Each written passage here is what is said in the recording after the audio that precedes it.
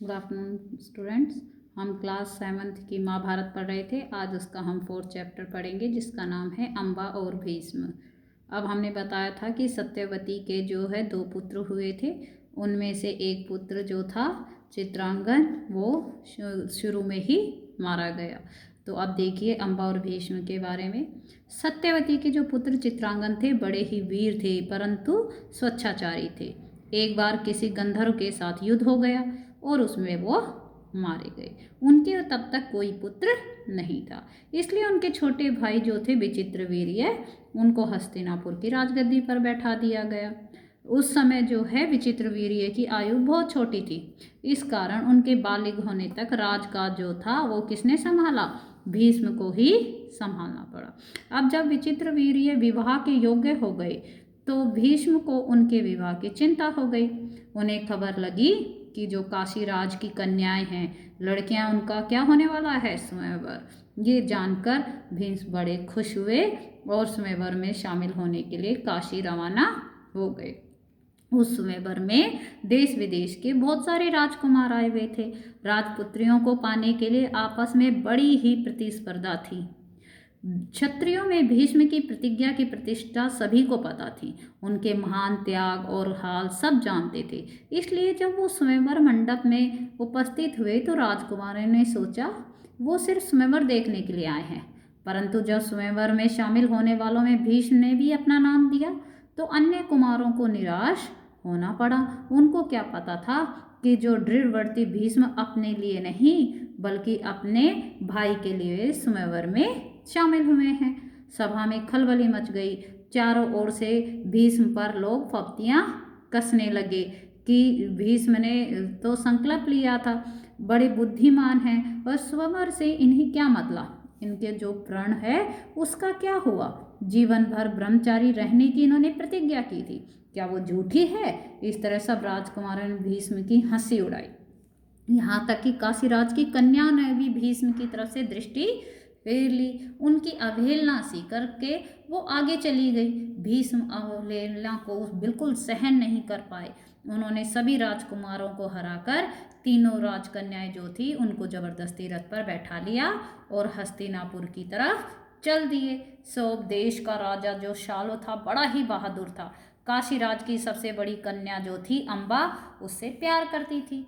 सबसे बड़ी कन्या अम्बा उस पर इतना प्यार करती थी, उसे अपना मन ही मन पति मान चुकी थी। शाल ने क्या किया? भीष्म के रथ का पीछा किया और उसको रोकने की कोशिश की। इस पर भीष्म और शाल में लड़ाई हो गई। भीष्म ने उसे हरा दिया, किंतु काशीराज की कन्याओं की प्रार्थना पर उसे जिंदा छोड़ दिया गया। अब जो थे भीष्म काशीराज की कन्याओं को लेकर हस्तिनापुर पहुंच गए और विचित्रवीर्य की शादी की तैयारियां होने लगी। और जब उस समय जो कन्याओं को जब वो मंडप में ले जा रहे थे तो काशीराज की जो बड़ी बेटी थी अम्बा, वो अकेले में भीष्म से बोली, मैं आपसे कुछ बात कहना चाहती हूँ। मैंने शोभ देश के राजा जो शाल हैं उनको अपना पति मान लिया है। इस बीच आप मुझे जबरदस्ती यहाँ ले आए। मेरे मन की बात जानने के बाद क्या आप मेरे मन में जो है उसे सही समझें तो क्या मुझे उसे शादी की आज्ञा नहीं देंगे? तो अब जो है भीष्म ने क्या किया? अम्बा की बात सही लगी और उन्होंने अम्बा की इच्छानुसार उचित प्रबंध करके उसे शालू के पास भेज दिया। अब अम्बा की दोनों बहनें जो थी अंबिका और अम्बालिका, उसकी शादी हो गई विचित्रवीर्य से। अम्बा अपने जो पति के पास शाल के पास गई और उसने सारा किस्सा कह दिया। उसने कहा, राजन, मैं आपको ही अपना पति मान चुकी हूँ। मेरा अनुरोध से भीष्म ने मुझे आपके पास भेज दिया है। आप मुझे अपनी पत्नी स्वीकार कर लो। पर शाल नहीं माना। उसने अम्बा से कहा, सारे राजकुमारों के सामने भीष्म ने मुझे युद्ध में हराया है और तुम्हें जबरदस्ती हरण करके ले गया है। इतने बड़े अपमान के बाद तो मैं तुम्हें कैसे स्वीकार कर सकता हूँ? तुम्हारे लिए तो अब यही ठीक है कि तुम भीष्म के पास चली जाओ और उसकी सलाह के मुताबिक ही काम करो। बेचारी अम्बा हस्तिनापुर वापस आ गई और भीष्म को सारी बात बता दी। उन्होंने विचित्रवीर्य से कहा, वत्स, राजा शाल अम्बा को स्वीकार नहीं कर रहे। उसकी इच्छा अम्बा को पत्नी बनाने की नहीं है, अब उसके साथ तुम्हारा ब्याह करने में कोई आपत्ति नहीं होनी चाहिए। लेकिन विचित्र वीर्य अम्बा के साथ शादी करने को तैयार नहीं हुए। बेचारी अम्बा ना इधर की रही ना उधर की, कोई और रास्ता ना देख वह भीष्म से बोली, गंगे मैं तो दोनों ओर से ही गई, मेरा कोई भी सहारा नहीं है।